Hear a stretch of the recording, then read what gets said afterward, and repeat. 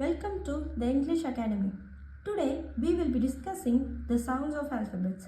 The English language has 26 letters and each letter has its own unique sound. So it is important to understand that these sounds form the basic. A, B, K, D, E, F, G, H, I, Ch, K, L, N, In, A, P, Q, R,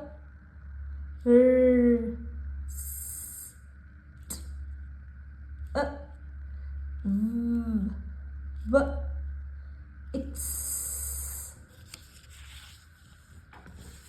Y, Z. Correctly teaching the sounds of alphabets is crucial for the successful language acquisition. So it is important to ensure that each letter is pronounced accurately and distinctly to avoid the confusions and error in reading and writing. Thank you for watching.